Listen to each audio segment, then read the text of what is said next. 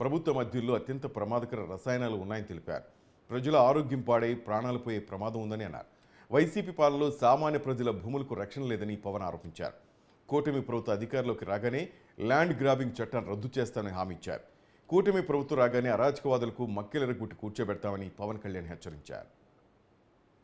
నేను ఒక అబ్కారీ శాఖలో పనిచేసిన ఉద్యోగి, మా నాన్న కల్తీ మందు ఎంత ప్రాణాంతకం. కూటమి ప్రభుత్వం రాగానే కల్తీ మందును అరికట్టి ఒక్కొక్క కల్తీ మందు వ్యాపారులకి రౌడీ షీటర్లు ఓపెన్ చేస్తాం. అరే నాలాంటి వాడికి మీరు రక్షణ కల్పించలేకపోతే సగటు రైతుకే రక్షణ కల్పిస్తారు, సగటు రైతు కూలీకే రక్షణ కల్పిస్తారు, సగటు ఆడపడుచుకే రక్షణ కల్పిస్తారు, సగటు ఉద్యోగికి ఏం రక్షణ కల్పిస్తారు. భయపడితే లాభం లేదు, ఎదురు తిరగాలి. మీ భవిష్యత్తు కోసం చెప్తా ఉన్నాను.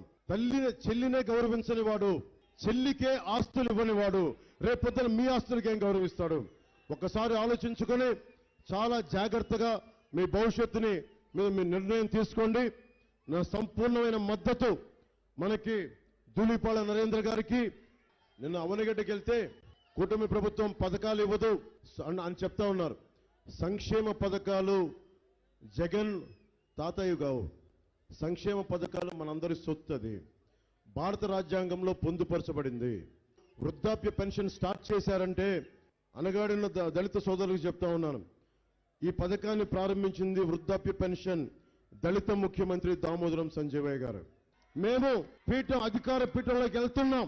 ఇప్పుడు ఇష్యూ వల్ల ఎన్ని సీట్ల మెజారిటీ ఉన్నదే క్వశ్చన్. ఇక్కడ మన కూటమి ప్రభుత్వాన్ని స్థాపిస్తున్నాం. తెలుగుదేశం, జనసేన, టీడీపీ, మనకి భారతీయ జనతా పార్టీ కూటమి ప్రభుత్వాన్ని స్థాపిస్తున్నాం.